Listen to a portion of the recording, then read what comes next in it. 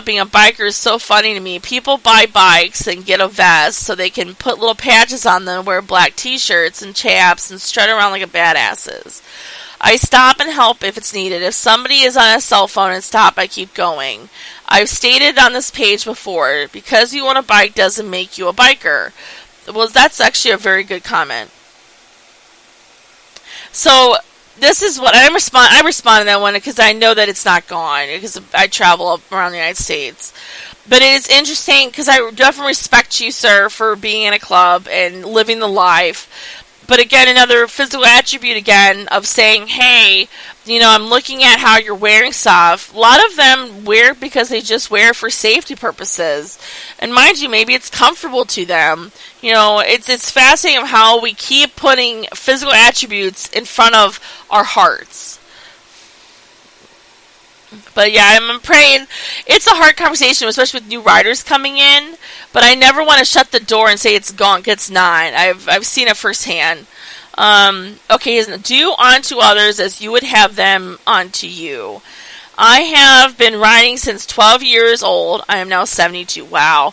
I do work on my own bike. Things I have the knowledge to do anyway. Everyone is a brother and a sister in humanity, no matter race, creed, color, or religion. If that makes me a biker, I live by aforementioned code, then all is good in my mind. I love that. That's so true. And that's the heart. Like, people are like, I don't explain it. I mean, maybe this is going to be like a 2-podcaster because we had I had 150 comments. It's interesting to sit there and hear people keeping the physical attributes involved, and I'm like, physical doesn't make you a biker because, like you say, you can have a snitch in your home. You know what I mean? And they can look like it, but they are not for your family. It's in the heart is what makes it come down to.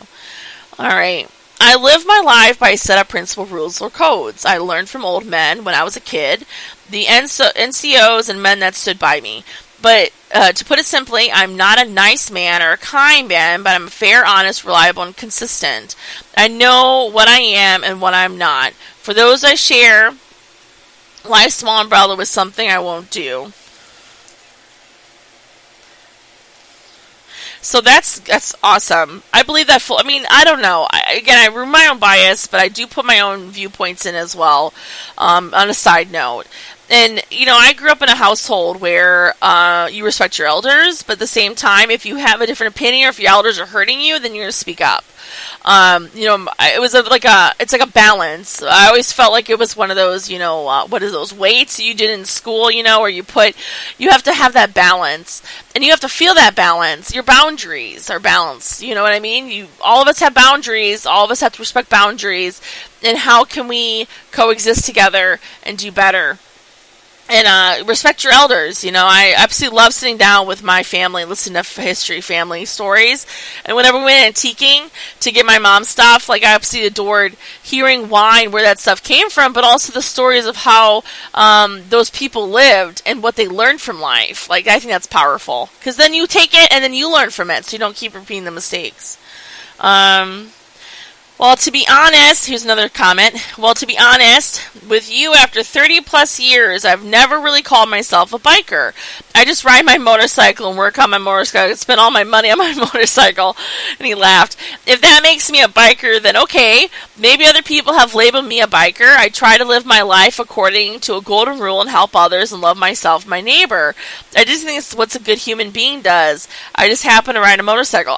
That's exact. I've heard this over and I just love it. It's a heart. And I think if we more discuss this, this is a heart way, not a physical attribute.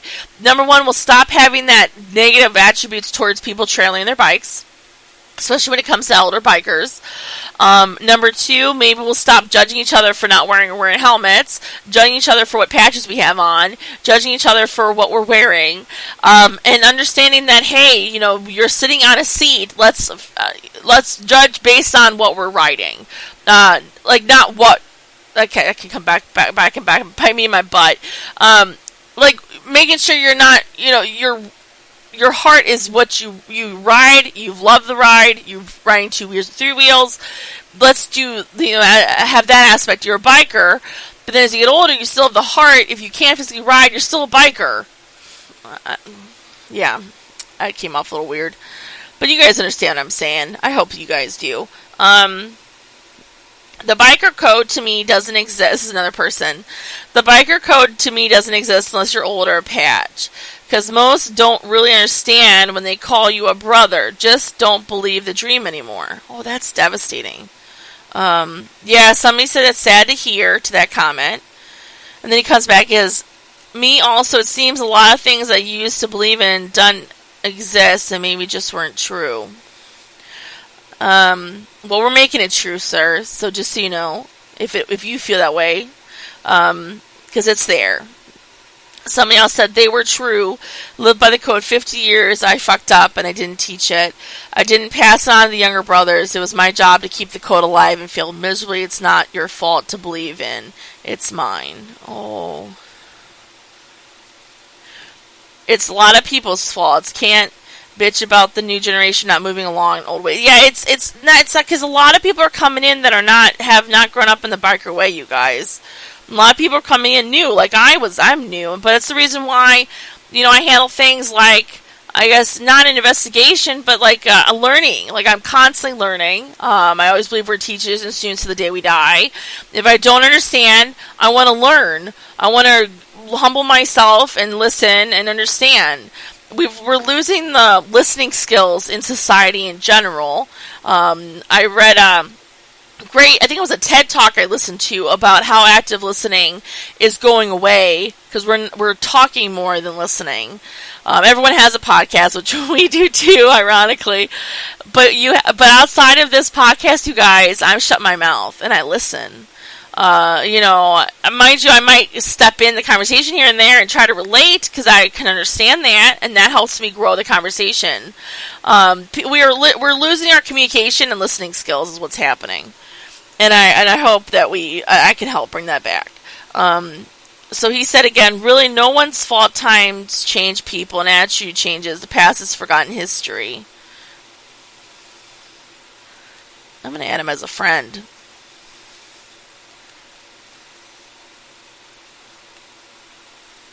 Alright. I'm going to have to comment on that one. Just give me a second, you guys. Take a second on this podcast as I comment. I'm going to say, I pray this organization grows with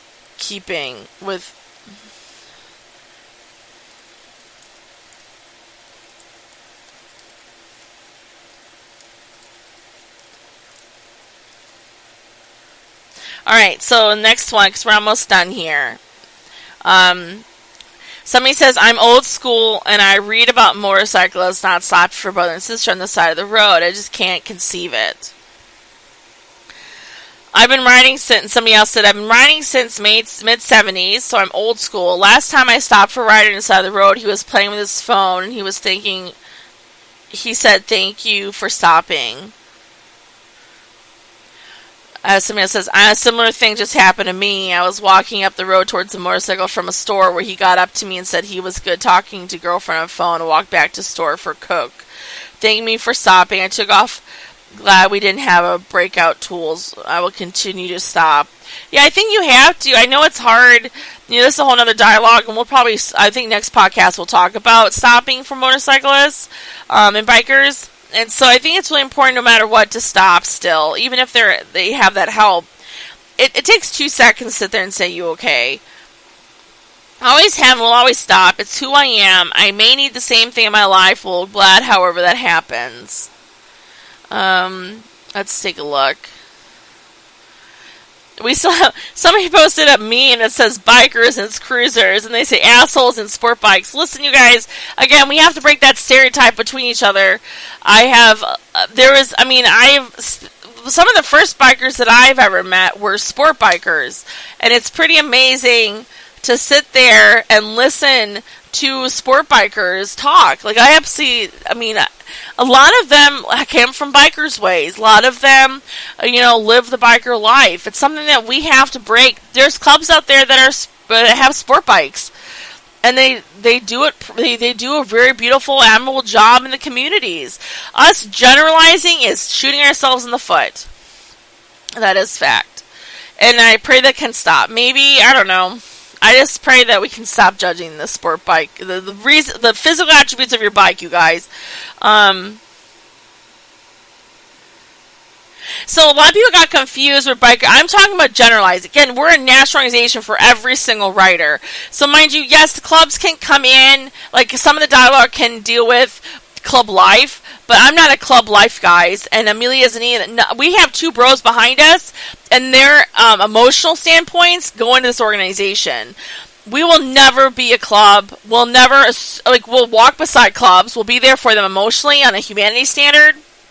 But keep in mind, in general, I think that's what people gets confused with, because I've seen this firsthand multiple times over the past, 3 years, is that we're getting confused the biker codes to club bylaws and stuff. It's not the same. The biker standard is there. It's been there for years. A lot of people that have not been part of the clubs, the reason why they ride and why they do things and why they leave club life, but they still have the standard of humanity. It's a heart thing when it comes to being a rider. And that's the biggest thing. And it's so interesting of terminology. And that's another podcast we can say, because sometimes things get blurred with how you term things. And I realize in the biker world, terminology is really important. I mix terminology just in style. I have ADHD, and my mom calls them Katieisms, where I mess up on words and I mean one thing and I say another. And I doesn't stop. I push through those boundaries. Listen, I could have this handicap because dyslexia does run in my family. I don't have dyslexia. I've never been diagnosed. I don't mix up my letters when I write them, but I mix up words and how they sound and stuff. And it's something that since I've been older now, I've realized I just have to own it and say, hey, listen, this is just who I am. Like, I can't let that embarrass me. I just got to push forward. You correct me, I learn from it. And sometimes I can't stop it. And so, keep in mind, us twisting things is just not helping anything. It's us. It's like, I don't know how to explain it. We get confused a little bit. But the biker code is a general standard. It's a heart standard for all riders. Not just clubs. Clubs have their own stuff, which is, and I think that's where we get confused, because people don't realize that, because you watch Sons of Anarchy, or whatever the show is. You watch those shows. Listen, remove yourself from the TV shows and the media and listen to riders around you. They're going to tell you. So, motorcycle clubs have a standard of bylaws that they stand with. Those are different than the codes. Codes is a generalized heart for the entire motorcycle world. So, with that note, this was a good conversation. I hope this was a good podcast. We are going to do this again next Sunday. I feel like this conversation is not done yet. I feel like we should have more dialogue with it. I'll read some more posts. We'll also talk about me heading to Wisconsin, up to the Midwest in August. I will be gone for a whole entire month. We are trying to raise funds for that, so if you guys would like to help support some gifts, even help feed us out on the road, I have me, my dog, and my son, as I expand We Are Bikers Unite. I'm putting out flyers and cards places. I talk to bikers one-on-one. This is a humbling way for us to build this organization, and I have to get up to the Midwest now. So if you guys are wanting to help me, please Cash App us at Where Bikers Unite. It's the money sign, Where Bikers with an S, Unite. That's our Cash App. You can also Venmo or PayPal. Or if you want to sit there and you can't have any funds, you want to help us in different ways, contact me. I could use help with hotels if you want to put us up in hotels. Just know I have a dog. And so anyway, you guys, hopefully you have a great week. We'll talk again next Sunday. We'll continue this dialogue because I think this has to be talked about. And in a very healthy and a non-biased way. I think it's important to discuss. Any feedback, email me. You're not happy with what I'm doing, email. Just let me know what I can do, because I'm here to hear all sides. All right, you guys have a great night, a great day, good week. Take care, you guys.